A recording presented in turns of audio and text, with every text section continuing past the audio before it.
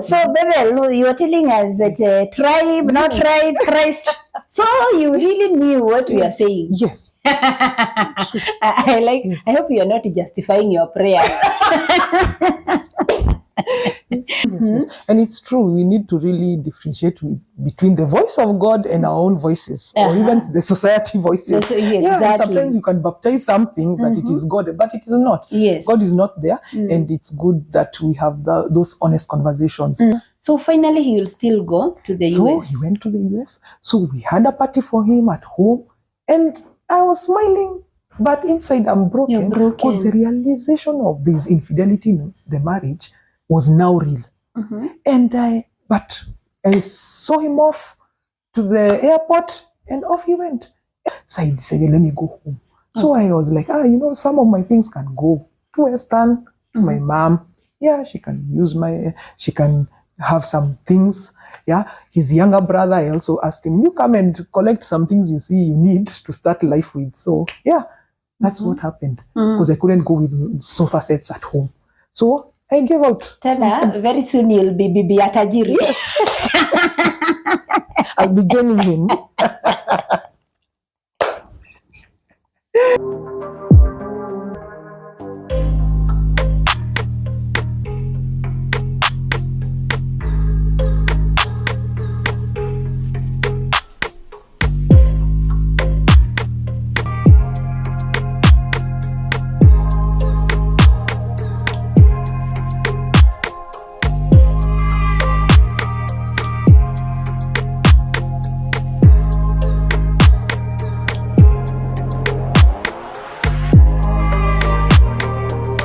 Hi, good people. Susie Ledadam, living positively regardless. Doesn't matter the point at which you are in life, but we raw positivity all the way.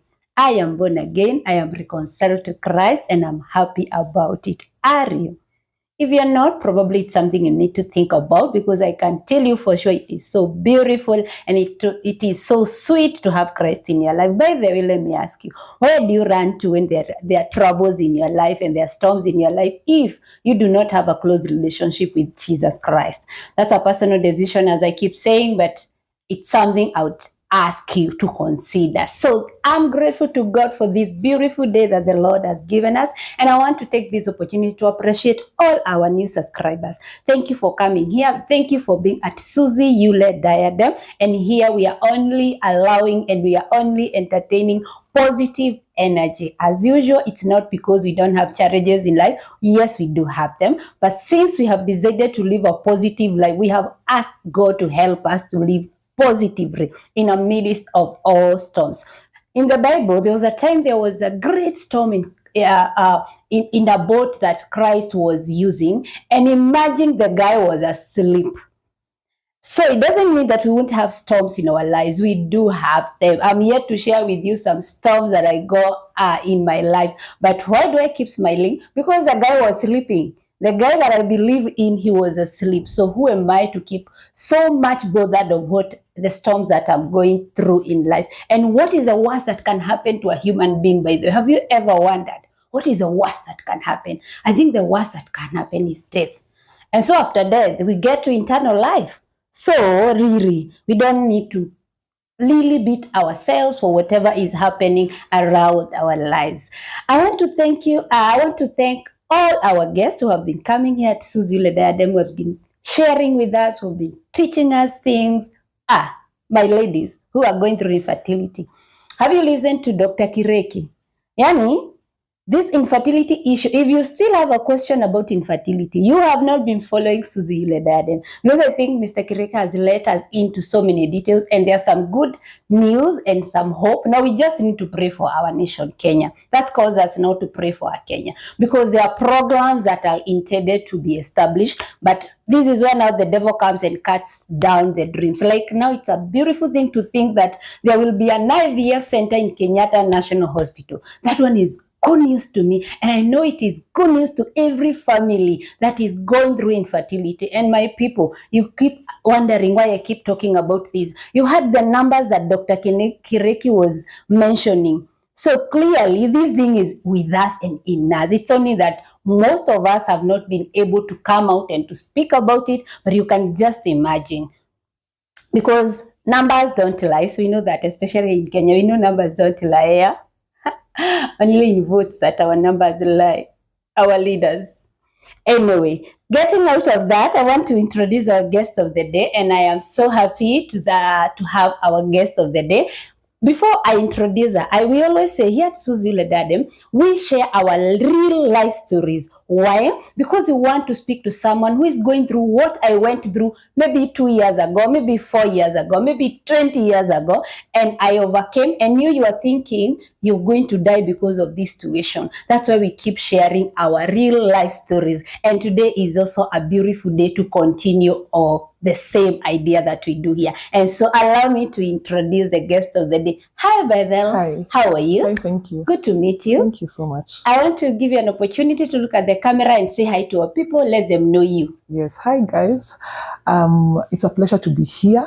It's a wonderful time we have with Suzy, and I invite you to listen to my testimony, and I know you're going to be blessed. Yeah. I love the way you said it, your testimony. Yes. You know, what the test you're going through today will be your testimony tomorrow. Sure. And how do you feel giving a testimony that then you are crying and now you're smiling? I feel good, and I feel that it's a source of hope to people, and I can surely see the goodness of God. Through it all, looking back, I see my pain is my gain. Oh, your pain is your gain. True. And there was a time you could not have shared about it. True. There was a time it was a painful thorn in your flesh. It was a time of silence and pain and crying and actually going through the grieving process. Yes. Wow. And here you are today. Yes. I love your purple.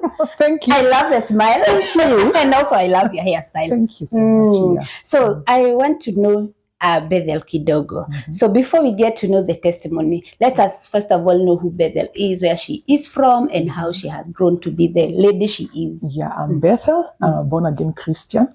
I believe in God, and He is my personal Savior. I reside at Kasarani. Yes, I fellowship at Deliverance Church, Kasarani Mweki. That is where I call home. That is where I call my place of solace. Okay. Yes. Wow, yes, beautiful. Yes. So you serve in church. Maybe are you serving in any capacity, like pastor or something? No, not pastor. I serve in the music ministry and also serve in the counseling department. Okay. So those are the two areas that God has called me to really serve and minister. Yes. Wow. Yes. You know that I get interested when I hear someone who is in the counseling department. You are in for a treat. I'm imagining now you're giving us your story as you also counsel us. Oh yes. Oh yes. Wow, beautiful. So our viewers, just sit there and listen to this, and then I believe we shall get out of the place. As we listen the end of the story, I believe we shall have a lesson to take home and also an encouragement to move on with our lives. So let's get now why we are here. Tell us about your testimony. Thank you. Thank you for this opportunity.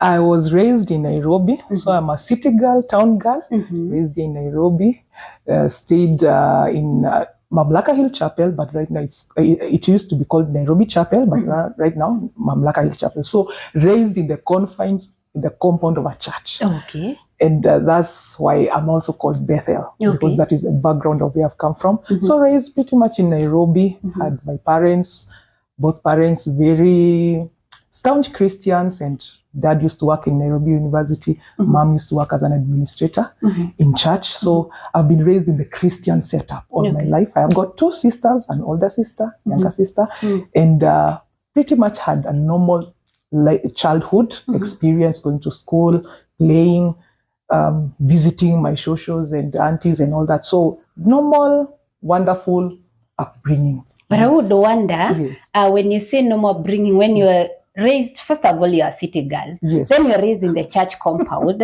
I'm imagining, do you feel like there are opportunities that are slipped away because you are in the church? Opportunities to enjoy life, that is, in your childhood, being in church. How was that? So being in church, pretty much, I think it was like I was in a bubble in my own world, and I'm in church. So opportunities to explore life weren't there, because all I knew is church, and all I knew are the students used to come to play instruments and the church programs. That's pretty much what I knew. So if anyone would ask me, do you have a meeting today? I would tell them, there's no meeting or there's a meeting. So I used to just know the church. Your life setup. was the life program, the church program. Everything, even Holy Communion, I would arrange the juice we'll take and the bread. I knew everything. The church keys, which key is for where, like which meeting, and the things of the church just really were the things that I knew. I did not know outside that because there were no opportunities. Yes. Okay. Because I imagine when we are out here, well, it's not like I also had much exposure because now I didn't grow in church compound, but I grew up as a pastor's child. So you can imagine it's pretty kind of the same environment where some of these things that you hear children out there, they're playing their songs, they're singing. They may not be church songs, but I mean, we are enjoying life. But now you hear there are some little like you said, you are in a bubble. Then you came out of that life. Yes, came out of that. Go to school, interact with other people. Were there things that you are wondering, where are these people? Why are you feeling like people are so sinful in school now, outside the environment? I used to wonder if people would tell me why they're not going to church on Sunday. Because for me, it was, you go to church on Sunday, and not only on Sunday, on Monday, on Wednesdays, and on Friday. So it was quite normal. So I used to wonder, how can you just stay on a Sunday at home? At home. For me, that did really make sense. Yes, what is wrong I could not with understand why you're not going to church. Because for me, it was not church on Sunday, church almost every other day. Can imagine. Yes, almost every other day, and the message of salvation almost every other day, and praying and reading the word almost every other day. So I couldn't really comprehend how one would say they have never entered church, that the only time they entered church is during the crossover on 31st. So I wonder, how comes all these other Sundays, what were you doing? What are you doing? So to me, they looked sinful, like that is wrong. It's not supposed to be so. But I later realized that people come from different families, different setups, different backgrounds, and I had to appreciate even those that don't go to church. Okay. Yes. Well, in secondary school, are you still maybe living in church compound, or you've gone away? Now in secondary, we relocated to Kasarani. So I was also in a mission school on the way in Nyeri. So it was just like church setup, also very active in the CU, very active in praise and worship. So a leader there. So it was basically church was all over. Okay. Yes. Everywhere. Yes. So basically, I interacted with other pupils and other students, and that's where I got the difference. There are people who don't go to church, and it was odd to me. It was really odd because I thought that is every other person's lifestyle to go to church on Sunday and once or twice during the week. Yes. And I also imagine you didn't have time to have boyfriends. Yeah, I didn't have any boyfriend. You in church. I did not have any boyfriends up until university. I left university. So I used to wonder, and my sisters would really laugh at me. You don't have a boyfriend. You are too strict, or you are too saved, or there's something wrong with you. You're too holy. I think you'll see the sin. So they used to make jokes. And it's true. I had friends who are boys, but I didn't really have a close friend. No one was singled out, and they are more closer to you than the rest of them. No. Okay. So my friends would tell me, also, I think your height is also maybe it's a kind of serious height, so no boy would come and joke with you. You had issues with your height growing up? Yes. Okay. Like in primary, I'm the tallest in my family, taller than my parents and my siblings. Okay. So there's a time I used to wonder, why am I that tall? Taller than everyone. And at that time we had that, is it Kodak? The pictures that will take family pictures. And sometimes they'd cut my head. And I would wonder, why am I too tall, or what's up? And there's a time I asked my parents, are you sure I'm part of the family, or was I adopted? Can you tell me, why can't I not share shoes with my sisters or clothes? Okay. I'm taller than them, and I really wonder why I'm tall. So I had self-esteem issues, especially in primary, because I used to always want to be like the others, and my short friends, like the others, and not to always be called, to be told by people or the neighbors, you're too tall. Are you still in primary? Ujamaliza shule? Yes. I can imagine. Yes. You've not finished school, so you're too tall. So I had self-esteem, but proceeding to secondary, I met with a teacher My basketball teacher and geography teacher, he was he really reached out to me and told me, you come and play basketball and you'll see why you're tall. Okay. You'll find other people tall. And once I joined sports, that is where self-esteem on my height or color just went. Okay. You wanted to appreciate now yourself. I appreciated my height because I found other tall girls there and I was like, I was complaining I'm tall while there are people who are taller than me. So I appreciated and I said, you know what? Sports just caused me to change, to have a turnaround on the way I perceived myself. Yes, and that teacher just is blessed. Bethel, you said you are a counselor and also you have gone through it. Talk to a girl there. She's going through self-esteem issues because of maybe color. We are trying to breach because we are not comfortable the way we are. Like you said, there are those who have problem with being too short also. By the way. You had a problem with being too short. Talk to a girl as early as now. Yes. So I'd like to talk to you. If you're going through self-esteem, about your height, about your size. There are things that you cannot change in this life. The fact that you're short or tall or plus size or slender are things that you cannot change. But you can change your perspective on how you look at yourself. And you're fearfully and wonderfully made. You are perfect. God doesn't play dice. He made you the right size, the right time, in the right way. So learn to appreciate yourself. Learn to love yourself by being okay with how you are and appreciating that it is God that created you and you are unique. Your fingerprints don't match, cannot be similar with somebody else. Even for the twins, cannot be similar. You are perfect the way you are, fearfully and blessed and wonderfully made by God. Hallelujah. Bethel is preaching. Come on, preaching. Amen. That is beautiful because it is true. And also I think what you have said is very important. Finding the purpose of even maybe some of the features that you have. Like now, you said you found basketball, and I'm imagining when it was so easy for you to score. I can literally see you scoring, and everybody is clapping about it. Even the people who are short, there are things they are able also to do, and we are amazed and we love about it. So I think we love what they are doing. So I think it's also about finding the purpose. In your features, just how you are in your features. Wow, beautiful. So most of us, when we are completing high school, we are looking forward to going to Nairobi, to the city life. So where you are looking forward to go where after high school? I was looking because you are raised in Nairobi. Yes, I'm already in Nairobi. Looking forward to join university. And it was like a culture, like in the secondary I was in, Nyeri Baptist High School. It was a culture that once you're from there, you go to Daystar direct. I don't know, there was that trend during our times. Once you're from Nyeri Baptist High School, you shift to Daystar. And that is really what I wanted. I want to join university. And I was happy in the season I was in that time. So I was also looking forward to travel and visit, being a city girl and visit other counties. I thought you'll start looking at some universities that are very far. I kind of want to go to Egerton. I kind of wanted a little bit far. Yes, because I felt I need to be independent, live alone, at least know how to maneuver life. But I had parents who are very watchful and they were saying, no, you're going to go to Nairobi University. This is the closest, you have to be close to us. So that's where I ended up. So you got into the university, how was life there? Yeah, it was good. University, I went through the parallel program in university. It was good. By then, my dad now was retiring.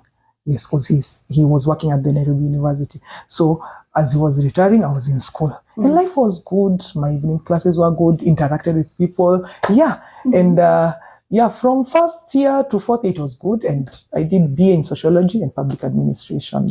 Yes. So this is where you're meeting your first boyfriend. I heard you say you didn't have a boyfriend until... Even in university, I didn't have a boyfriend. And my friends used to wonder, why are you not having... So I used to wonder, am I that serious?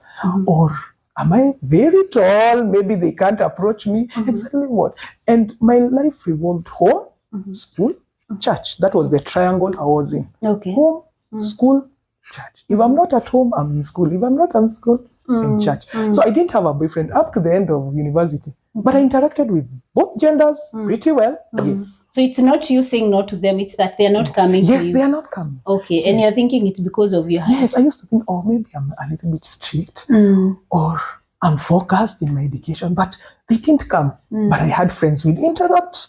And I think one time we had someone who was treating us out as a group to just take some tea. And they asked me, where do you socialize? And I socialize in church, I socialize at home. And then, you've never entered a club or a pub? No. I've never. And they laughed at me because they were asking, where do you socialize? I socialize in church and at home and here in school. And they were just surprised. Why I don't have a boyfriend? And they were saying, I think you should go to a club and see people and interact with people. And I'm like, no, club, no. No, that is not my place. Yeah. Yes. Going back to the times, now that you have come out of, I mean, you have come to the world, you have been exposed and all that. Will you be asking the same question to a lady who is maybe in university? Will you be wondering why they don't have a boyfriend? I wouldn't wonder so much why they don't have a boyfriend, but, or maybe probably even others who have many boyfriends. Now that was something very quite like strange. You have 4, and I'm wondering, how can you manage four boyfriends? And I'm wondering, how did you get yourself in this? Where are they got from all of these 4? You can't settle with one. So that was really funny for me. And also the people I used to interact, it was funny for them. I don't have a boyfriend. So I was like, maybe even the one that has 4, at least that has options. For me, I have 0 options. Yes. The reason I ask that, it's where sometimes you give people pressure for nothing.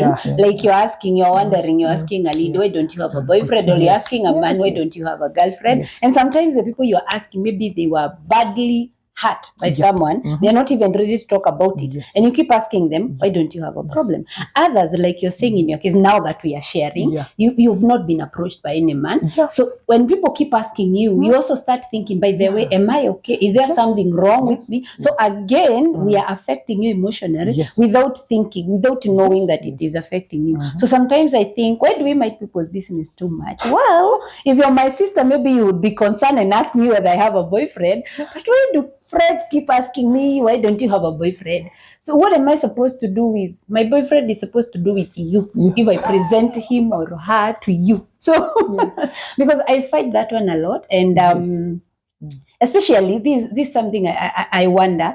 Like now I have a brother who is not married. Now he's done with school. We meet with people and they're asking him, now are you planning, when are you planning to get married? And I'm like, do you know whether marriage is actually in his list of things to do after completing university? So sometimes I think we should avoid trying to put too much pressure on people unless with good intentions and in a good way. Don't just bump on me and ask me, Susie, now that you're married, why haven't you given us a child? Like, don't get too much into people's business that you may not know. So now, guys, we're moving from Bethel story to my so now you are off the university. Yes, and I can relate to the pressure because now that's when the pressure started. And off from university now, looking for a job, actively looking for a job. And some women in church would ask, hey, why have you not gotten a boyfriend? And there's one who asked, I've given you only 3 years. Look at my fingers, 3 years. Wow. Can you pray? You need to get married. And I used to wonder now, the giver of boyfriends is God. Now, if God hasn't decided that I should have a boyfriend right now, then I'm okay. So there's that pressure, and I relate to how, I don't know if it's because of societal pressures that there's a certain pattern we expect everybody to go through. And that it's like a river, everyone should pass, from university to getting a job, to getting married, to getting children, a family, Cinderella type of fantasy, getting married and then getting 3 children. We have that there's that societal pressure. Just because it happened to you doesn't mean it will happen to me. So that's why I think people give pressure. So the pressure was there from church, aunties. Why don't you have a boyfriend? Can you go out, meet people, be exposed? And I used to wonder, what is this being exposed? Because I'm exposed. I'm in church. I'm in school. I'm looking for a job. I think I'm exposed. Travel the world. So I was like, okay, maybe I've not traveled the world. Maybe that's a part you need. That's the part I need a passport to travel the world. And I think during that time, I also had that personality of maybe I really was confined to just the church. I was just comfortable being in the spaces that I felt safe and that I am okay with. And that was the church, home, and school. Yes. Okay. So the pressure was there. Yeah. So what will happen next? What will happen now? I navigate life. Tamaking is there, looking for jobs, and yeah. And then in the midst of that, met now boyfriend, my boyfriend. Finally, he's here. Finally, he's here. In the same. Have you already now started working, or where are you at? Yes. By that time, I'm still looking for a job. Okay. I'm tamaking, still looking for a job, still hopeful. Doing some business on the side. Sometimes I would get something to do, like sell shirts. There's a lady that had employed me to sell some vegetables, so I would do that, and also at the same time look for a job or look for internship, volunteer, any.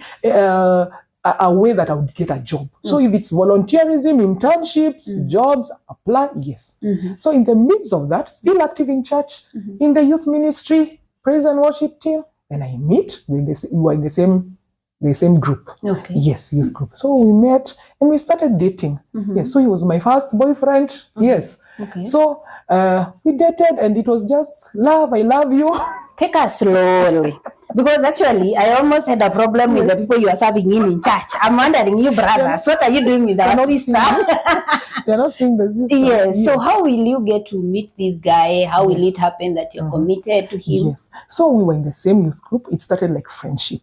So same youth group. He was also in another department, an ushering department. I was in music. So we'd relate on serving God. Okay. Yes, it was relatable. Some challenges we met in serving God, we'd share. Then in the youth groups, very active. Hikings, prayer, prayer sessions, keshas, and all that parties. Kushikana mikono tuombe, tufunge shetani. Yes, you are the coming crusade.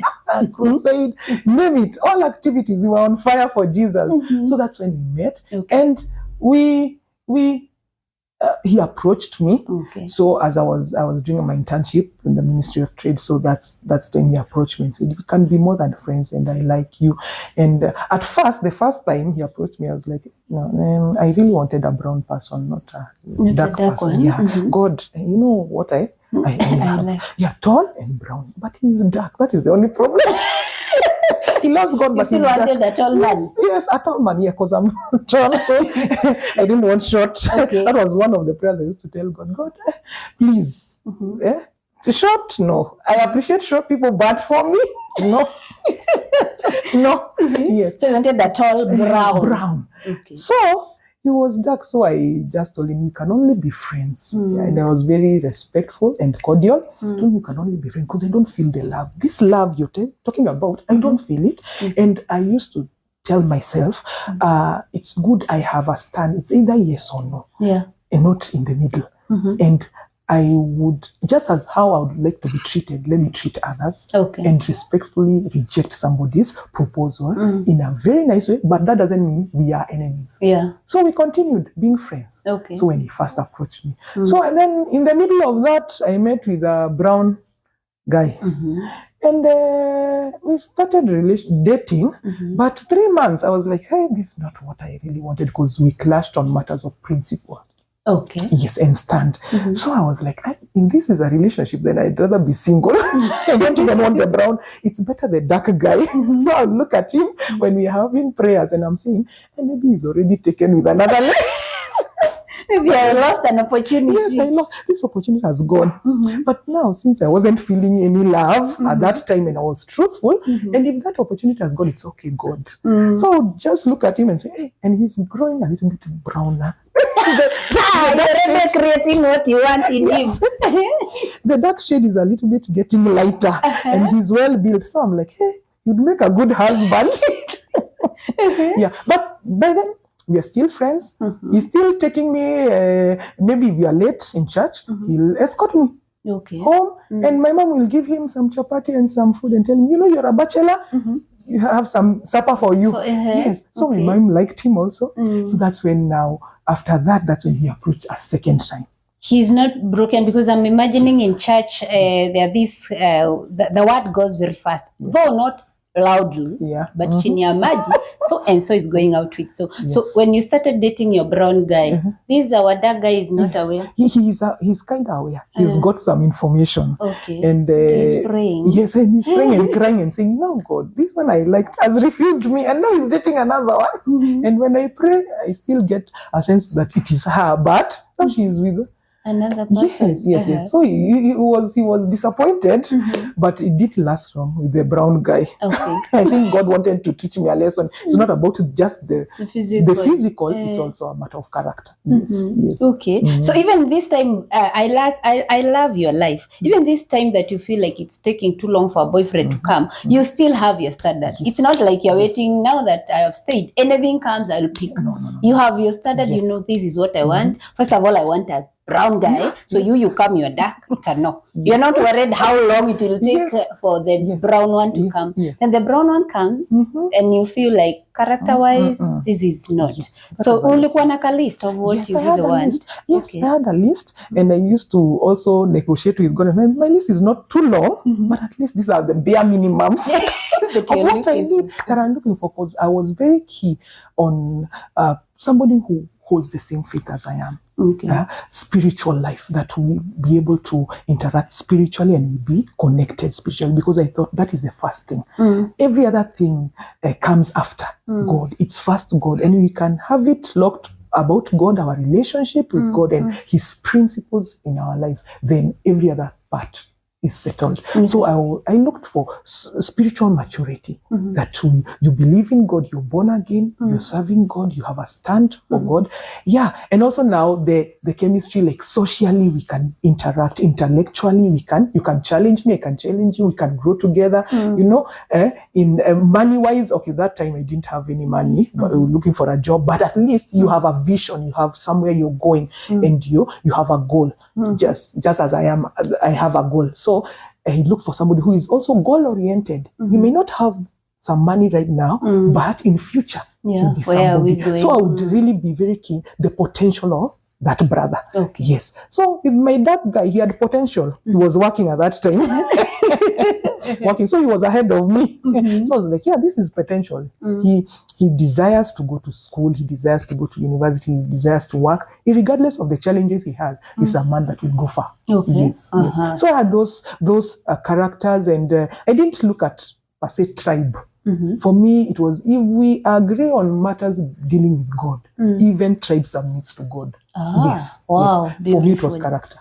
Repeat it again. Yes. If you agree matters of Christ. Yes. Every tribe will submit to Christ. Yes. We are Christians first before our tribes. Yes. So you're asking, how do I know he's the one? If he submitted to Christ, that is one very basic, I think. Yes. Wow. So now he's back. Our dark guy is back. Dark guy is back, and now we are loving each other, and we are keeping purity, and we are keeping our standards, and we have a goal. We are going to date for 2 years. Because we knew now if we are dating towards marriage. That was by then. Even when we sat in church, we were told, you have to date for a reason. You just don't date to use time and stay for 5 years without a goal. You need to ask yourself, why are we dating? Why are we in this relationship? And for me, I was very key. If I'm going to date, it has to be for a certain purpose. And it's for marriage, not just date for the sake of dating. So I prayed, and I had God, God, this is the one. Had a lot of peace. We dated. How is the hearing good? How is the hearing good? Because this is where most of us we miss it. Tell us, how is the hearing? Now, this hearing God at that time, during that time, and I when I first said no to him at first, it was because of his complexion, and then the brown guy, that was a lesson. And then this time he comes to ask me. So for me, I dreamt. We are in a restaurant, and he has asked me, now for the last time, would you be my girlfriend? And I love you. And I said yes, in the dream.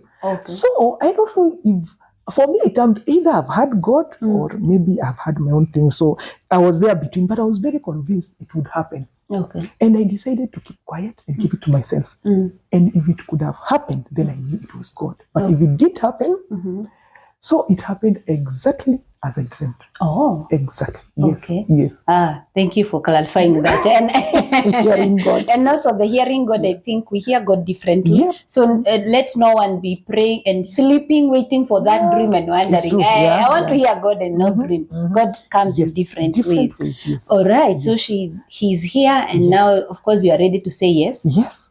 Yes. And at the restaurant, the same restaurant, how he wore, exactly the same as I had dreamt. Okay. So I said, this must be God. And I'm feeling a lot of peace. He called, we sat down, took some tea, and he asked me. And I said yes, and he couldn't believe. And he kept on repeating, can you clarify? Have you said yes? Is it yes or a no? I want to. So he kept on asking, is it yes? Yes. Tell him yes. Yes, okay. We can date for marriage. Yes. So we start dating. Yes. In church. In church. Now we're in church. And my friends kind of know, my age mates are all dating at the same time. So we know who is dating with who and who is dating with who. And by and by, we start arranging for the wedding. Yes, for the wedding. Okay. And all my friends, it's like a clique of our friends. We were all wedding in the same year, 2012. Wow. So there were so many weddings. I think there were weddings from January all to August. There were weddings twice in a month. Okay. Every month, twice. And we used to even plan, when you have your committee, I won't have mine so that I can support you. Okay. And then you'll be in my wedding. So we were a clique of friends, and we were all dating at the same time, and we all got married around 2011, 2012. Yes. Okay. Yeah. Now, dating in church. Yes. How does it look like? Because in church, you're not supposed to go with the brother in the house. Yes. You're not supposed to go outing, like an out that you can spend the night out there. So how do you date? Yes, that was it. If we were to go to a brother's house, we go when you are many. Maybe it's a party. Okay. We are together, where your name and character isn't questioned. Okay. So I'll make sure that my name and my character isn't questioned in any way. That I was with so and so at his house. So no. So for 2 years you kept it pure. Yes. So it is possible to keep it pure. It is possible. Okay, and doesn't mean you didn't love each other. Yes, we loved each other. Okay. Yes. So pure, no going to his house. No. 2 years. 2 years. Yes. No going to his house. And we were taught that even kissing is part of sex. So even no kissing. Okay. I kissed on my wedding day. Oh. First time. Yes. Are you hugging? Yes, we were hugging. Corona. Keep distance. Yes. Maintaining purity. So even kissing, that was no kissing. You should kiss when you get married, not outside marriage. Yes. Would you say the same to the young people who are still dating today? No, today it's everything is open. Today it's quite tricky. Yes. Okay. Most of them are very free. But during our times, you need to be very careful to keep purity, and sex is in the confines of marriage, and sex includes even kissing. Okay. Or any other hug that looks like it's going to suggest it's going to go somewhere. So all that is all sex. Okay. So during our time, that was it. We were very key on purity, key on what should happen in dating and what shouldn't. So going out like for vacations and coming the following day, no, because we're told people are seeing your actions, not your heart. So us will judge your actions. Okay. So we'll assume there's something you did there. Yeah. So for the sake of your name, avoid it. But once you get married, go out. Go for vacations. Yes, you are encouraged to do so. Yeah. How will marriage be? Now marriage, we do the wedding on actually my mom's birthday. Okay. Same day we had the wedding. Wow. Yes. Have a wedding and now marriage life. And this is a new life. Remember, I've not stayed like independent or alone. I've not stayed alone. It was with my parents all this time. So now there's that dynamic of living now with my husband. So marriage was a huge thing for me. It was a transition in life. So it was very huge. And I was excited, happy, we're in love, and we're saying this marriage must work. That was our slogan. Marriage works and marriage is work. So our marriage must work. And all my friends are now in their marriages, newly married. Godly marriages Yeah. must work. We are meeting. We are actually even our late Reverend, Reverend Waweru, even formed a group, and he called us together to walk together the journey of marriage. So we were friends, and we had a group in church. I was a leader of the group, and I was an assistant leader. So my friend, her husband was the chairman. So we started, and marriage life started, and with the transition, I was slowly learning how to become a wife, all that. So while still looking for a job, because that time I wasn't working, employed, but a few months after the wedding, then I got employed. Yes. So still navigating this new season. Yes. So all through your life, you had not lived independently. Yes. Wow. It was. So was it hard for you now to live away from home, especially with someone else? Yes. Sometimes I would wonder, why are people fighting for hanging lines in the apartment? So I wonder, why should you fight for hanging lines? And I used to wonder, hey, why are you hanging so early in the morning at 4, and then you hang the other person's clothes, they drip with water. So I'm wondering, can't you just be cordial? The lines are there for everyone. Why remove somebody's clothes for? So I used to wonder some funny things, and I'm wondering, it's because I'm looking back, and it's because of where I come from. Because now with my parents in university, I did not stay alone.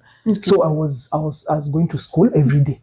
So my father refused, told me, no, you're not boarding in university. No. You are not boarding. So I think he had a history of knowing what happened in university. So he was really, really reluctant to let me board. And I really wanted to board, but now he said, no, we'll give you fare to and fro every single day. Yes. Wow. Yes. So now how is marriage treating you? Yes, marriage is fine. We are happy this season. Intimacy, bonding, spiritually, physically, mentally, we are strategizing on how life is. Yes, there are ups and downs, challenges, but navigating by and by. Yes. Okay. Yes. Your expectation, are they met? Yes. Some of my expectations were met, and others I wondered, now once I got married, how we used to date and meet up, wasn't that now frequent? And I wonder, when somebody gets married, when things change. That is the way every Sunday you are being taken to coffee. That's what will be happening. There was no coffee. And I used to tell him, hey, please, we should have coffees, at least we should. But now financial constraints, and then I could understand, but I used to wonder, why don't we have coffees and the lunches, as used to? As we used to do. Yeah. So adjusting by and by. Okay. Yes.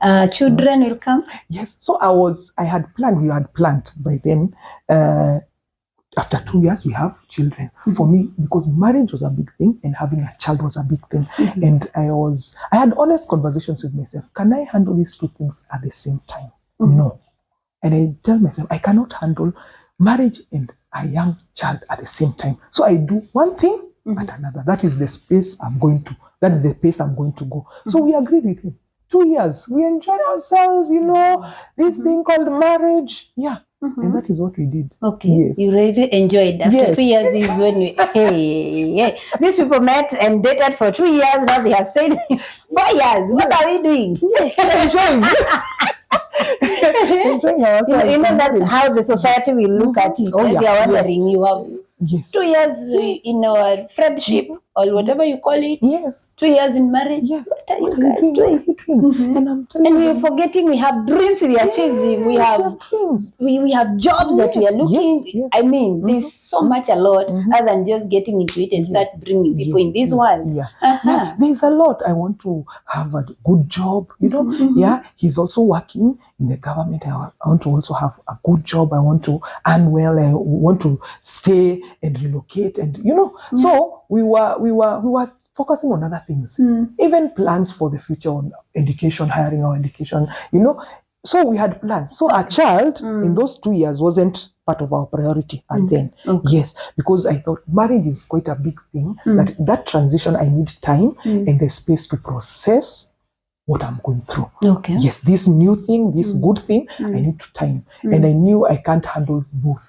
Okay. Because there are some mamas in church will tell me, you need to, when you just get married, get a baby. And I'm wondering, that's too fast, too soon. What's the rush? Where are we going? Where are we going? These children God will give us at the right time. Yeah. I need to also now learn how to live with a man. Yeah. That is a big thing to me. True. So I need to navigate marriage. And I can't have those two things at the same time. Yeah. So there was that pressure, but I just let it go. Yeah, I ignore. Yeah. So how is motherhood? Yes, motherhood. Now in 2015, late 2014, 2015, conceived, got a baby, bouncing baby boy, and excited. But by then, I was working before the baby came, and then I had to leave work. So now he was the sole breadwinner at that time. So we had to downgrade some things to fit so that we can manage. So some of the expenses we decided to downgrade, where we used to live, downgrade for the sake of now the baby, and because I'm not working, so I felt it would be a huge burden for him to have everything as it was. Yeah. So we downgraded just to do a little bit budgeting, and so the baby came. Excited, yes, yes. Yeah. Take us through that. So the baby came. Actually, I didn't know that I was pregnant. I think late 2014, and it's a friend of mine who told me, "My friend, you're pregnant." I'm like, "No, I've just gained weight, and I need to go to the gym and start push-ups. I need to go. I've gained weight, but I'm not pregnant." You didn't even realize that you. Okay. Yes, I was pregnant. I didn't realize. And I told myself, I think my tummy, I think I've eaten a lot. I have to diet and go to the gym because I can't look like this. So, but at the back of my mind, I said, what if I'm pregnant? So I had to take a test, test to really make sure I'm not. To my surprise, I'm pregnant. Pregnant, wow. So I went to the doctors and they asked me, when did you conceive? I don't have an idea. I don't think I have an idea exactly when, because, but I remember I had a doctor who was very cordial and friendly with me. He told me, we'll know by a scan, we'll just help you through this. Yeah, and if your menses are irregular, that can be also the cause. We don't know exactly when. So, yeah. Okay. So, I had a baby. I had a wonderful pregnancy time. I did not have any complications. No, and then praying, Hebrew breath. Yeah, we must push the Hebrew way. Praying, and my neighbor, a friend of mine, we were all expectant, so we'd move together and say, we are going to push these babies out. Yes, so happy, no complications whatsoever. But now when the due date came, I went to hospital. Actually, it was on a Sunday. I was to go to church, and a previous Sunday, my mom told me, please don't come to church next Sunday. Yeah, you don't. Yeah, you're almost getting that baby. I was like, I'm feeling okay. It's not a sickness. It's a condition. I'm okay. And my mom told me, no. And sure enough, that Sunday, it's when I started to have labor pains. Okay. Yeah. So I called my mom, and she was in church. Called her, baby is coming. All of them during the service, all of them, my best couple, him, all of them came rushing home, and that's when I went to hospital. Okay. Yes. I had some complications, preeclampsia, eclampsia, so the high pressure. Yeah, so I had to go through a CS. But I'm thankful for the gracious doctors who really took me through and explained to me what was happening and the pressure, and had a safe delivery. Okay. It was through CS. Yes, but anyway, we thank God that the baby came. The baby came. Yes, a little bit complications even after that. But I had to be donated for blood that time. But I thank God that I was alive and my baby was alive. That was the most important thing to me. Yes, that I was alive and my baby was alive. Okay. We would face this storm and get out. Yes. Yeah. Wow. Yeah. I'm hoping all this time you're together with your husband. You're going through the journey with him. We're going through the journey. Yeah, and we're going through the journey. Then now we are new parents. Start navigating this life of parenting. Yes, and with also financial constraints also as we continue. But we were doing our very best. Yeah, to be there, present for our baby, and for him, he did his very best, present to be there for me. But I think in the as I became a mother, the focus now changed from the husband, or I kind of neglected him to focus on the baby. As a new mother, the attention goes to to the baby, and we kind of forget.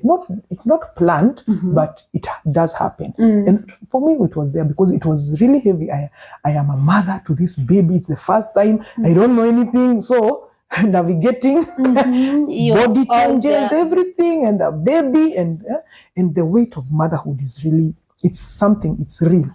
Yes, there's that weight of motherhood, and being a first-time mother, you need a lot of support. Yeah, and I got that support from my parents, from my siblings, even from him.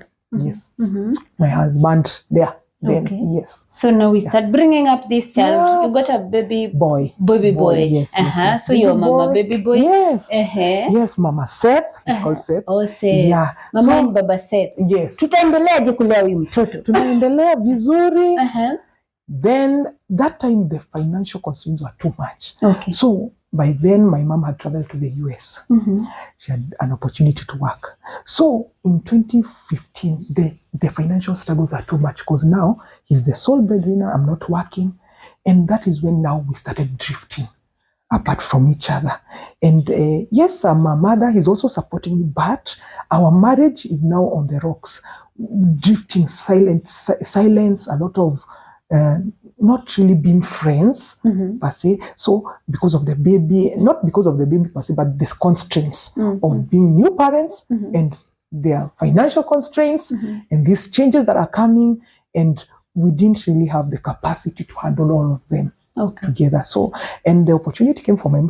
She went to the US, and I kept on thinking, now these challenges here, we need to have a solution, because right now things don't look very good. And I think I need to talk to my mother, because I can be helped by my mother, but we can't be helped forever. My parents can help me. My pastor can help me, because at times we didn't even have rent. So I would go to even my pastor, Reverend, and tell him, we don't have rent. This is our position and we need help. And he would graciously help us. Help us and really see to it that you're okay. So the financial constraints came, and I had an idea and said, why don't I talk to my mom? She's in the US, and if there is an opportunity for my then husband to go, that would really help at least try bring things. Try bring things, and he'll be able to provide for us. So that idea was like, he can go to America. He can go to America, and I can convince mom that we really need this opportunity, to find opportunity for him to go to the States. So you're actually looking at an opportunity for him? Yes, for him. And my mom would ask me, what about for you? I mean, now I can't leave my son. He's too young. By then he was now 1.5 years. 2015, 2016. 1.5 years, he's too young. I can't, and who will I live in with? So I was wondering, Mom, if it is the only person I will leave my son with is my mother. And my mom-in-law is far away in Western, and I felt, no, I can't leave my son with her. So I'm going back. Because you're saying the mom is in Western. So pale tulikuwa tunaomba tukisema tribes in Christ. So this is where we are getting to. In Western. So Bethel, you are telling us that tribe, not tribe, Christ. So you really knew what we are saying. I hope you are not justifying your prayers. And it's true, we need to really differentiate between the voice of God and our own voices, or even the society voices. Sometimes you can baptize something that it is God, but it is not. God is not there, and it's good that we have those honest conversations. And really be honest when you've not had God, to just say, maybe it was my own thinking. Like when you say the society expectation also, it can be a voice, because sometimes people are like, you need to get married now, until you are now saying it is my time. God have said it is my time. Who said God said it is your time? Then you start getting pressures, because you're saying God said, but no one is coming your way, or the ones who is coming your way, the ones coming your way, they are hurting you. So it is the society's voice that told you it is time now for you to get married. Wow. So now the constraint, financial, then there is the baby here. Yes, the baby here. We're not seeing eye to eye on some things. But I think the financial constraint was very major, heavy. Yes, very heavy. So being wired as, I am wired as a person who, I have this is the challenge. What is the solution? I don't usually just stay with the challenge. I want to look at how can I come in and solve this challenge. Yes. Is the money challenge? How can I come in and do something? Yes, I will pray, but what else apart from prayer? What are their opportunities? So I'm wired to look for a solution, not just pity party because of the problem and stick there. Yeah. So I really was looking, okay, his workplace, no promotions, he's struggling, and then he was the firstborn in his family, so he had a lot of financial constraints, even because of his family. Because he took care of his brothers, which was a recommendable thing that he even took them to school because his dad passed on when he was little. So he was in the government, the position he was in, it was by virtue of his friend's father, who ensured, because when the father passed on, he ensured that he kept contact with the family and helped the firstborn son to be in that position, to work for the government. So that time he was working in a museum. So the friend's father really helped him to get a job so that he can be able now to fend for his mom and his brothers, which he did a remarkable job of educating them. So, but financial constraints and debt and all that, not because he was misusing the money, but the responsibility of a family and now us is too much. Yes. So I really looked for opportunities on what to do so that we can come in and be able to handle the situation of finances. And by then now, we have a small baby. So our marriage is on the rocks. We are not getting along. He's feeling neglected. And I'm also, I am sensing I'm neglecting him to a point, and I'm trying, but I think motherhood and body changes and all that, is like you're in your own world. Navigating through life. And so that was quite difficult at that time. Yes. Did he get an opportunity through your mom now? Yes. Now I convinced my mom, and it was like for a whole year and plus another, even 2016, convinced and told her, even if it is mine, I would gladly give him my opportunity so that I can take care of our son. So in that period of time, we started making arrangements, getting a passport. Then how can we go to the US and start working? So I prayed about it and I convinced my parents, and my mom was saying, what if he leaves you? You'll not leave. Even those who are left are in Kenya and they leave each other when in Kenya. What if something happens? Just genuinely as how a mother would be concerned. So what about your marriage? What will happen? Mom, we are sacrificing. We are all sacrificing. I'm sacrificing. Is sacrificing. Even our own son is sacrificing for the betterment of this marriage and family. So, and if he succeeds, I succeed. Because I believe the two shall become one. That is a common statement in the Christian. The two you are no longer two. You're one fresh. So if you succeed, I succeed. If your win is our win. Your debt is my debt. So we are in this together. So I strongly believe that if you succeed, you all succeed. You going to US is my going to US. Yes, I am already there. I'm already there. So we started making arrangements. So in the midst of making arrangements, I also became an FBI. Because I would sense there's something not right. Not right. FBI in what sense? I check if his phone. So, we were told, don't check each other. Onions. I can see onions. I can see them coming.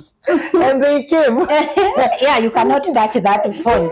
And it was the quarreling and sometimes not getting along with each other, and the coldness started being a concern to me, and I would wonder what is wrong. What is really wrong? And we didn't have the capacity to sit down and talk about issues. I don't know, we were all go through our own issues and trying to look we are the part. So we never sat down and talked about it. So he started snooping his phone, and I'm like, there's something is telling me. All is not sense is too loud. Yes, all is not well. So, and the very thing that I was saying, this cannot be it, is what you are looking for. You got it. The messages, and I was heartbroken. So as we were preparing for the US and all that, so those are the messages I could get in his phone, and they really broke me, because I had trusted him Like, and I think the church guy. Yes, the church guy. Is he still in church? Or he left church? We are still going in church together. Okay. Yes, but I'm heartbroken about the texts with other ladies and that, and I think this is wrong. Because for me, I think infidelity, it doesn't start from the bedroom, it starts from conversation. Definitely. Yes. It starts from conversation, and I felt betrayed. Yeah. So we still were going to church, but now the arrangements to go to the US and for him to get a job and all that came, and he succeeded to get a visa and to go. Okay. Yeah, so that year, 2016, is when he went to the US, December. Okay. By then, my son was 1.5 years. Okay. Yes. Are you afraid now that you're already seeing the messages, and of course now your parents are also wondering, are feeling concern of these young? I can imagine they're looking at the young family. You bury 4 years into marriage. Your son has just arrived, and now he wants to leave. Now, when you started seeing the message, you didn't think like maybe I should stop him from going to the US, or you still felt we need this opportunity? By that time, I was hurt, but I never thought I need to stop him. Okay. But also there was a mind. My thoughts were, now when he goes there, now we need not have now the leeway to do whatever he wants to do. So and then the saying that says, a good wife, you don't speak your things to, you don't tell your parents, you don't tell your parents things. Don't expose. Yeah, don't expose your marriage issues. Yeah, your marriage issues. Don't tell them. So I kept quiet. Okay. And now it happened almost thrice. So the third time is when we went to Western and told his people he's going, he has got an opportunity. People are excited. Coming back is when he told me, give me the boy and I give you the phone to ingie kwa gari. So we were boarding a Nissan from Western to here. So he just held his phone and it opened like that. And I came crying all the way from Western, reading the messages. I was heartbroken.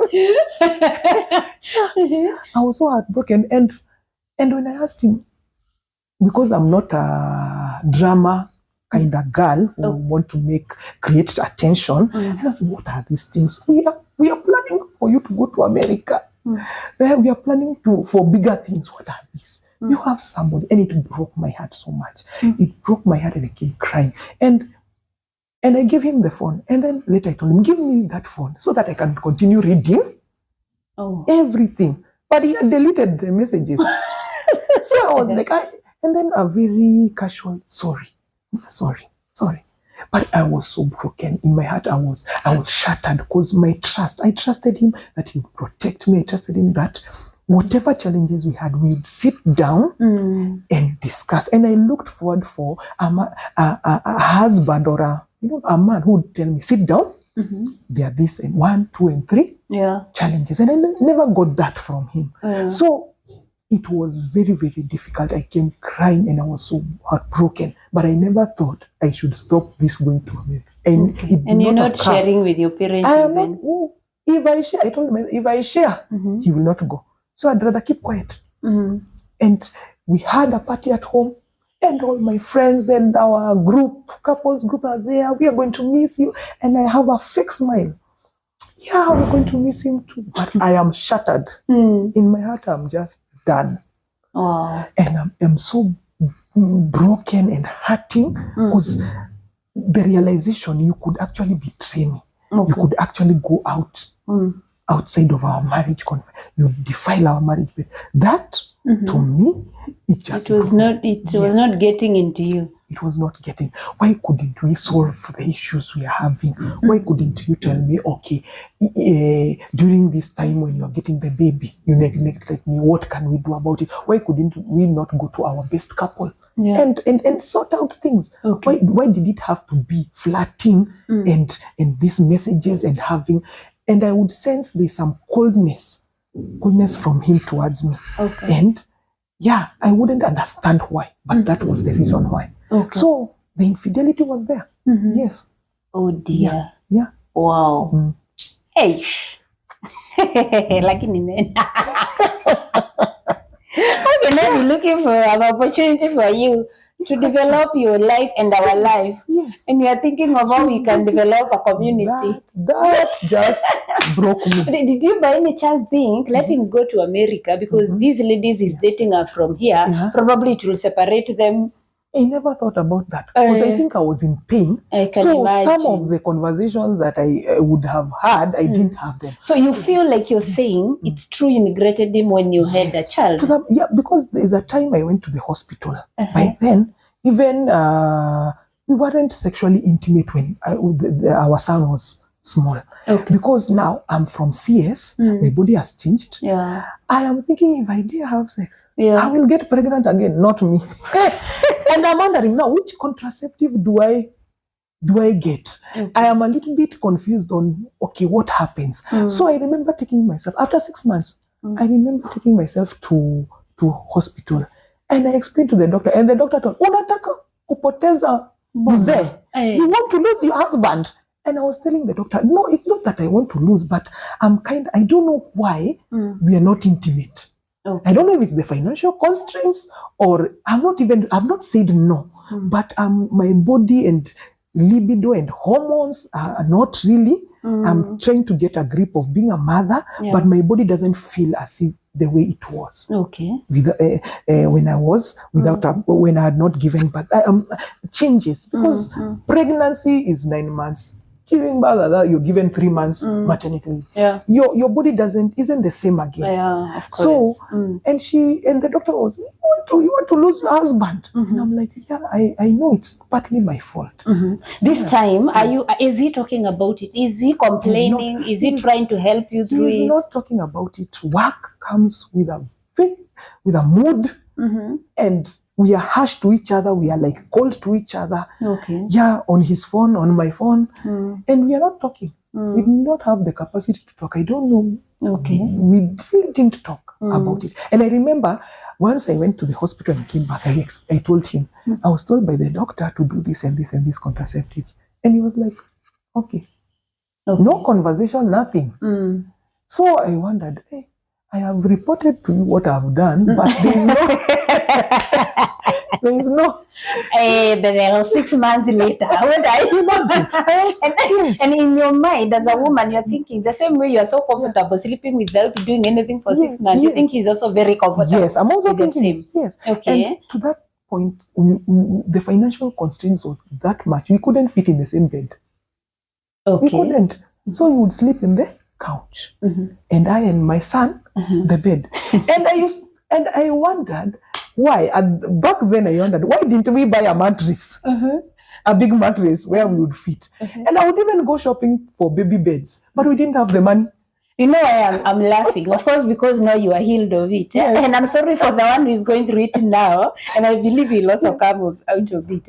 Because there's this joke they say, the smaller the size, the better. Because, they say when it's big, when you fighting, one will slip this corner, the other corner. But if the bed is small, even if you're fighting, you still have a way of being close. With the child in there, it was difficult. And being tall is difficult. But I'm blaming the bed. Where could we put the child? Or somewhere else. And during when you're a first-time mother and you're coping with marriage, coping with motherhood, some thoughts don't come.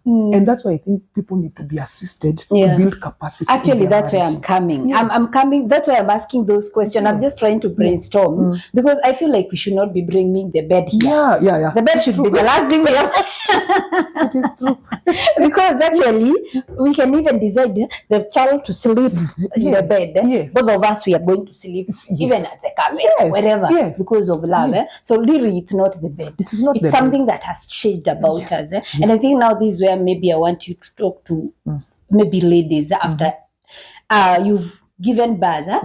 And also men, because I think it's a point you need to understand your woman and help them how to come out of, I don't mention people in this whole thing, but on this one I'll mention, I love, there's this couple I watch, there's much that has been said about them, and I'm not in any way fighting with anyone who is saying negative or positive about them. I'm saying about my honest observations. I love the way there's this were Jesus. Huh? Yes. I love the way Kabi is in the life of the child. Yes. Since conceiving, when Yes. the woman when Millie has conceived, Kabi like knows everything that is happening, everything they are going together. After birth, I mean, even during the birth, he's there. I love that. I imagine now he knows the journey. So even if it comes to a point, I'm just imagining, if it comes to a point that Millie is not able to perform in any way, whether in bed, whether in the house chores, he's so much aware of what is happening. He's so much in tune because they are doing it all together. Yes. I've not given birth before, so I don't want to talk about it. So I let you talk to women and men when it comes to this time here. Tumejifungua, we just received a newborn. Yeah, and to the viewers, if you've received a newborn, you need a lot of support and capacity, especially if it's a first born. Yeah, you're newly married and there's a child, you need capacity, but you also need to talk to each other and try and build capacity and get in somebody who will assist you. Because at that time, for us, we never even shared with our best couple. The financial constraints are straining us to this extent. We never shared. So we were navigating on our own. But maybe if we had our best couple and told us, maybe they would tell us, buy a bigger mattress, sleep together. Yeah. Yes. So it took a very long period of time. And we stayed like that for a long period of time. From when the baby was born to almost when he was 1 year. Yes. Because we did not speak. We did not speak and we thought this is our problem. And even if maybe I spoke to my friend on the side and him, we never had that interaction to really speak and say, now this is a problem. This is a problem in our marriage. Yeah. So I would advise as a mother, as a young mother, ask for help. Okay. Ask for help. You can't do it on your own. Ask for help and married couples should be free and build capacity to be very vulnerable when there is a problem, to speak about it and look for help so that they can be able to navigate motherhood and the changes that come with it.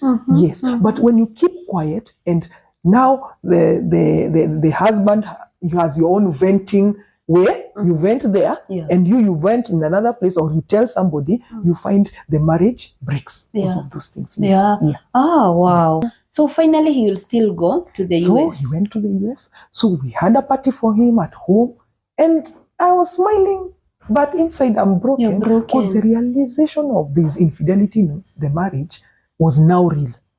And but I saw him off to the airport and off he went. And my mom on the other side is very happy. You know, my son is coming and you're changing. And I'm thinking, well, yeah, God will bless him there, but there's this issue that we have not even dealt with. There's the hurting, and I feel not seen or heard by him. Okay. And I feel like he took it very casually. Like it was just, I'm sorry for the times I confronted him. Sorry, and that's it. Or maybe he even blamed me. I don't know, but I felt it was very casual. The sorry I wanted or the remorse I wanted, I didn't really get it. Yes. Okay. Yes. Wow. So what will happen? So off he goes to the US, and he only knows my mom in the US. Yeah. Yes. So my mom will help him settle down. And then me on the side, on this other side, now I'm left, okay, I'm in this house. What should I do? Because I really don't want to ask him for money for the rent and food while he's being helped by my mom. Your mom. So I say, let me sacrifice for the family and go back to our home. Okay. Let's go back. So I relinquished my space to go back home. And I said, now I can't ask for money from my husband, and at the same time, he's being helped with everything. Yeah. Yeah, settling down. It's a new country. He needs to go to school. He needs to navigate workspace and all that. So I decided, let me go home. So I was like, some of my things can go to Western, to my mom. Yeah, she can she can have some things. Yeah, his younger brother, I also asked him, you come and collect some things you see you need to start life with. So yeah, that's what happened. Because I couldn't go with sofa sets at home. So I gave out. Very soon you'll be Bibi Atajiri. Yes. I'll be joining him. Yes. Oh my goodness. Yes. So I went back home. You want to stay with your parents. To stay. But I really didn't think about my own space, having my own space. I give that up. Okay. And now I'm in my parents' house with a young boy. Yeah, and with my sisters there. So, and navigating the space of having your own space, and then now you are in your father's house. That's another dynamic. So I wouldn't recommend for somebody to just relinquish their space just because the spouse has gone to the States. Sometimes you find that it can be a little bit tricky to navigate, because now in my father's house, I'm under his authority. So whatever he says goes. Well, I've been married for 4 years. You have been. So, and I have my son there. But it also helped me to a point to come to terms. What I was going through now, I'm feeling bitter. I'm feeling pain, hurt by him. So it helped me at least have my father there and my siblings there to see him. But there were questions. Now that he's in America, won't he now start doing everything he can do? Now the infidelity will come. And we tried to solve it via phone.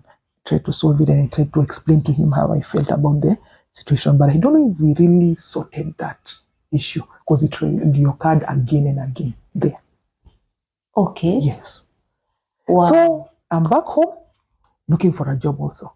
And also, by the time you're going home, you're not healed. Yes, your marriage has gone through so much. You maybe you would have wanted that space now on your own to think and reflect and know exactly what you want. I'm not healed. I'm excited he's gotten the opportunity to go to the. But at the same time, I'm at pain because I've realized there's unfaithfulness in my marriage. So two opposites, dilemmas. And then I'm still navigating now a child, now parenting alone. So, and wondering now, how will he maneuver there? Okay. And my mom is excited, my father is excited because my dad had to borrow some money from his chama for the transport going to the States. You know, it was collective effort. Yes. Our son. Our son. And if our son manages, he calls his family the whole to family. the US. We are not doing this interview from the US, by the way. But we may soon be doing it from there. So you get a job now and you're living with your parents? Yes, I'm living with my parents. And I start business. By then I start business because I'm still with my son. But I feel I need to take him to a daycare so that he can at least learn some few things and I can get some free time to look for a job. And I felt after some time, I felt I need my own space again. The space that I had relinquished, I really need it. And I need help with my son to get a house manager because I can't rely on my sisters to always be with my son. Although they helped me, but I remember my mom telling me, make sure you don't have arguments about your son. This is your son. Your sisters are your sisters. They are not his mother. You are his mother. Because there's a time I would leave my son with my sister and my sister told me, I also have an engagement. I need to do this and this and the other. And she feels as if I'm trying to persuade her. She has her own thing. So navigating that. So I felt I really needed my space back. So stayed 2017, 2018. In 2019, I decided, oh no, I need my own space. Once I get a job, I need first my own space, even before I go to a job. And to do a business, So I'm not healed. I'm just navigating life. But I got a job. I finally got a job, and I got a house help, and I started feeling as if now life is moving. But have we sorted the issues? Not quite. Yes, because there are those questions. Now when he's there, what is happening? What is happening? And we are talking, but now things went from worst or bad to us. Okay. Yes. You're fighting even over the phone? Oh, the fights of messages. You know, when somebody sends you a message via capital letters, you think they're shouting at you, then you reply. So these arguments via messages are bad, even via call. I think one-on-one conversations are key when you want to solve conflict. Sometimes over the phone and on a message, it's just bad. But those are the only ways we had. I don't know why we did not have discussions via video call. I really don't know why we didn't have that. But calls, and sometimes we'd now argue, he cuts the call. And sometimes I cut the call. Okay. And messages, and messages, and messages. And shouting, you write in caption. Yeah. How do you even get the energy to write? And exclamation marks. Yeah. Mm-hmm. So what are you fighting about when someone is very far from you? Now, the arguments, we were very cold to each other and harsh. Yeah. And now in 2019, I'm working. Yes. I'm feeling as if this money I'm receiving from him is not enough for our use. I'm trying the best I can. I'm still working. I'm chipping in, but I really can do much better. But he's also telling me, what are you doing with that money? What can you account? And I try and account, and he's very harsh, and I'm also harsh. So navigating that space also, we were harsh, and our marriage had disintegrated. Yeah, and less communication. Okay. So the calls started reducing. It is a slow fade. Nothing breaks in one day. Marriage, when marriage breaks, it's a slow fade. Slowly by slowly. And if people don't navigate the problems and amicably solve whatever issues they are, it's like putting under the carpet. One day the carpet will be very huge. You will not have the capacity to hold. Yes. Yeah. Wow. Yeah. So that was in 2018? 2019. 2019. They're about. It's ending. Arguments are there. Yes, we are still keeping in touch. Arguments are there. And then now 2020, 21, we have COVID. Yeah. So first, 2019, I was to go to the States. Early 2019, but it didn't happen. So also that broke me. Because I really wanted us to be together. Yeah. But even with our son, but it didn't happen. So then I was with a friend. We started a business too. I think we were two ladies who had been broken and we were miserable, and we entered into a business and the business failed. You also became miserable. Yes. Yeah. And then I told her, you take the business, let me look for work. When I find work, I'll give you referrals for you to have work, because this business can't do. So she's my friend even till now, and we laugh about it. Yeah. So then that's when I got some work. I had a recruitment firm. I sent my CVs, got work, but still we are just coping. But the arguments started, and 2020 the arguments were so bad. 2020, 2021 that it was evident. Am I in a marriage? And there is one friend who asked me, what makes you think you are in a marriage? Are you in one? So I used to question myself. Is this what I signed for? Is this really what I wanted? It isn't. The harshness is too much. When I try and tell him, okay, maybe now can we pray about it then? Because now we're arguing. Maybe prayers will help us. Or can we look for somebody to assist us? He's adamant he doesn't want. So I used to wonder, is this what I really signed for? So the love grew colder, and the arguments grew louder. Okay. Yes. And it became evident, this is toxicity. We're in a toxic environment, both of us. And it's because also of infidelity. Because even when he was there, now there's a time my mom called and told me, and things are not good. Wow. Things are not good. 1, 2, I have evidence. 1, 2, 3 has been brought to the table to me. And I've spoken to your husband, and I've told him this is not right. Infidelity is wrong, and the way he's working, it is wrong. And just as I can advise you, you're supposed to keep yourself pure and be honorable to your husband and to your marriage. And so that also brought a drift, the infidelity. Because now I felt I couldn't trust him. And to some extent, he said, yes, there is infidelity. And then another time he says, no.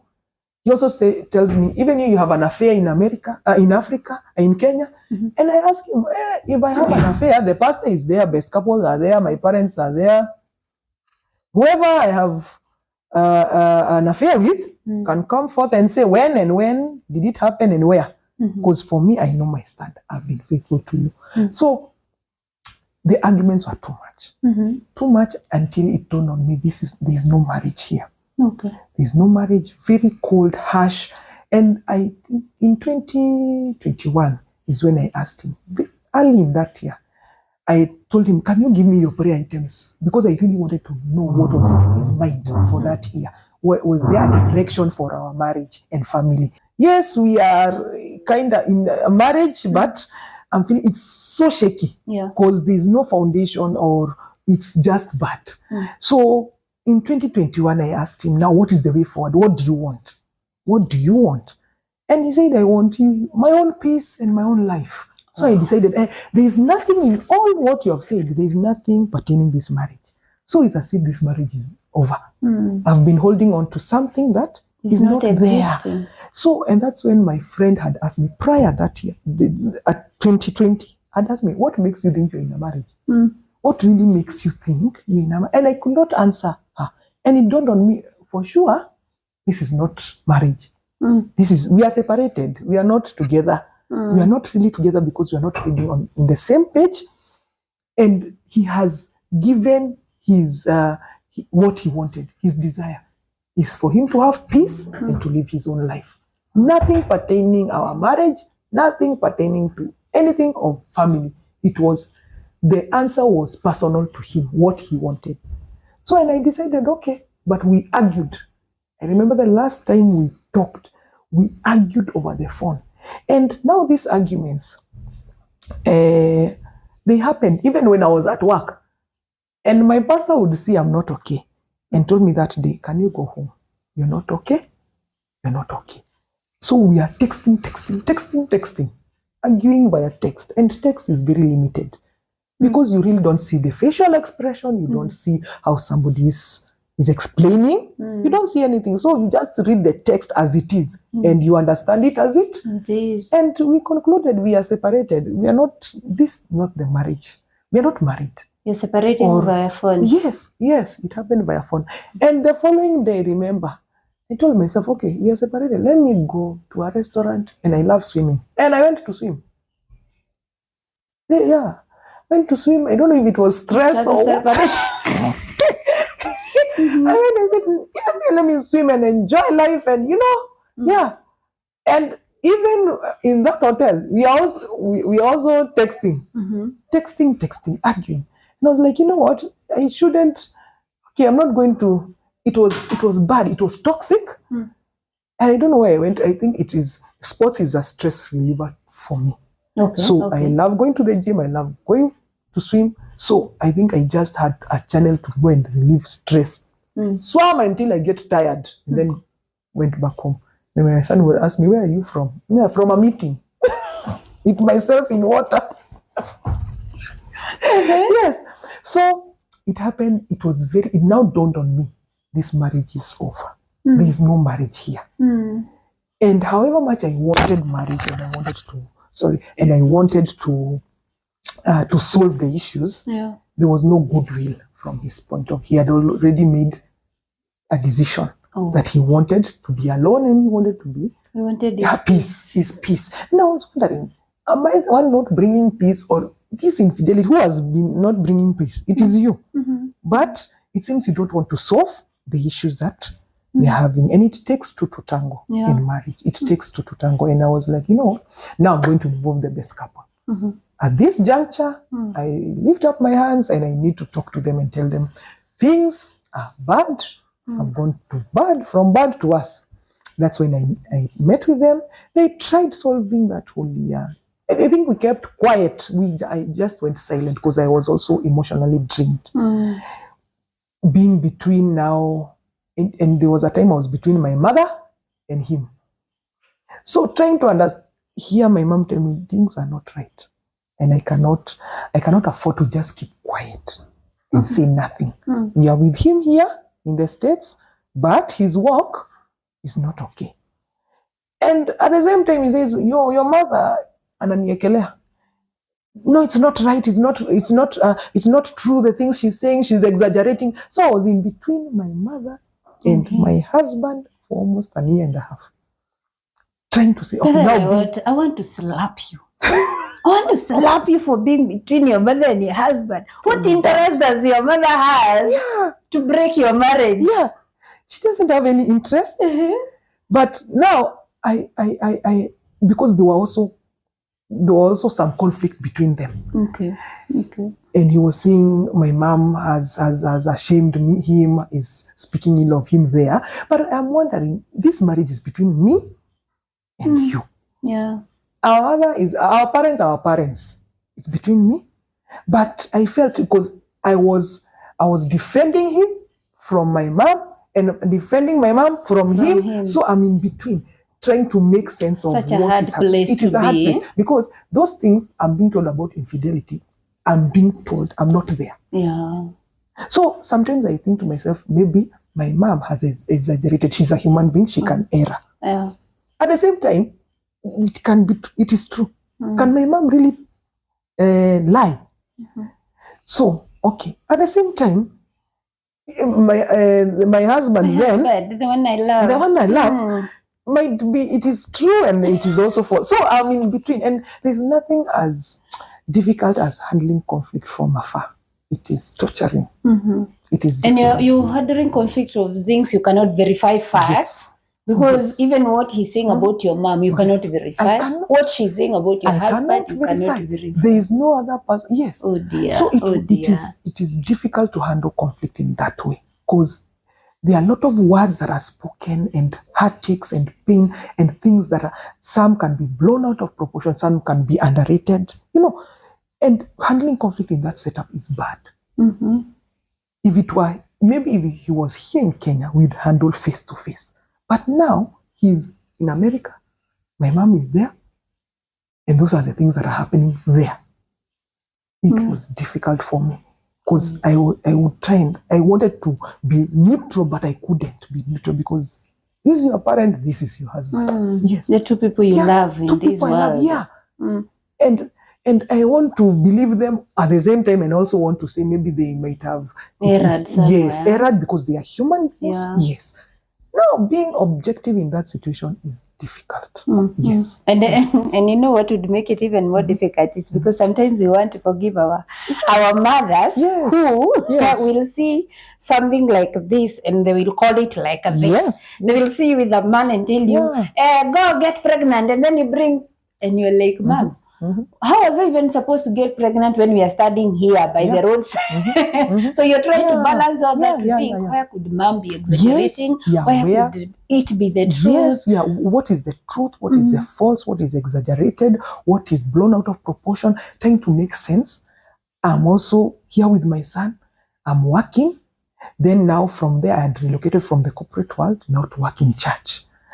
It was difficult. Okay. It was difficult. It is torturing to handle that kind of conflict. Long distance marriages and conflicts, it's difficult because you try to make sense of how things, and you're not there to see for yourself. Now so there are a lot of doubts and trust issues are there, and you don't know what. Do you believe everything? Do you believe half? Do you believe quarter? Do you excuse everything? So that was really very tough for me to navigate. It was really tough. Okay. Really tough. Yeah. So what will happen now? We're in 2025. Are we still arguing? Are we still fighting? No. So now in 2021, now there was that silence, and I think I was just emotionally drained from the talking and from the arguments, and I just kept mute. After that one conflict, it dawned on me, the marriage is over. It isn't. I've been holding on to something that isn't there. He wants to move on. He wants to have his own peace wherever he is. I should let him be. And for me also to agree, this is not what I signed up for. This is not what the marriage, this is not what I want. Yeah. So that whole year passes by, and I tell our best couple, and they come in, they talk to me, and ask me, you are going through all these challenges, right from the bed challenge. Why didn't you tell me? Now we were taught we were supposed to first sort our issues before going. I can't just run to you every time. Yeah. But you could have told us to help you navigate some things, because some you could have solved very easily, but you didn't. And I was like, I told them, I'm sorry. Now I'm learning the hard way. So 2020 passes, now 2021. Now there's that silence, and my best couple come in. They ask him, what do you want? Yeah, back and forth conversations now. Even one of the elders of the church come in, because he had stood for my then husband as his father during the dowry. So comes in and really wants to know what the problem. Yeah. So, And after discussions, a lot of discussions and engagements, my best couple tell me now, it is true. He wants his own peace and his own life. There is no marriage here. And for you, even if you want to fight for this marriage, it takes two to tango. Yeah. You must admit there was infidelity. You must come to a point of accepting that it is too bad to stay in this kind of marriage. It is too bad. The long distance has taken a toll on it. You are young.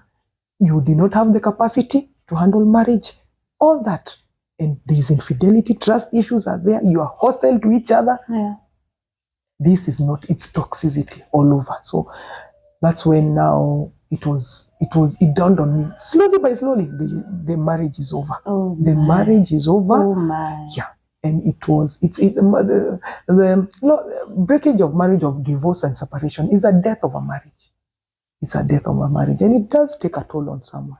It does take a toll. Yeah. Oh dear. Yeah. How was it for you now to realize that for real? Yeah, I'm getting divorced. Yes. It was difficult because the very thing I'd invested time and love and no one gets married to get divorced. No one ever thinks about divorce the day you're getting married. Yeah. No one gets married to get divorced. Everyone wants to get married and they live happily ever after. As the books tell us. The cartoon Cinderella books tell us. Yeah, but okay, there are challenges but everyone expects that through challenges we can work things out. Together. That is the thought process of everyone who's getting married, that we are in it for better, for worse. As we say it in our vows. So it dawned on me I needed therapy. It dawned on me I needed to now be very clear and to really get clarity of what is happening to me, because this is separation. And now my parents are in it. They say now we want it to be official to us families. We really want to know. We don't want to hear from the side, but there needs to be a conversation between their side of our family and our side of the family. And that happened. Oh, yes. That happened in now 2022. Yes. So they're supposed now to send people to say these marriages. Yes. Now, my father had told the Mzee wa Kanisa, kindly tell my then husband that he needs to send representative, because the way you picked up our girl from our home is the way now, if you want to separate, you just don't say we are separated from the road. You bring her back. Because she is back, you now say, this is the position. Let it be very clear from your side of family, and so that families don't interpret different things. Yeah. So suggested that, and the response was very harsh, because he was like, we already separated. There's no need of a meeting. Oh. So it was, my parents were very disappointed about that, and they insisted and gave an ultimatum. It must happen on a certain day. This must happen. So the uncle also came, the cousin and the brother, and it is true they had to come.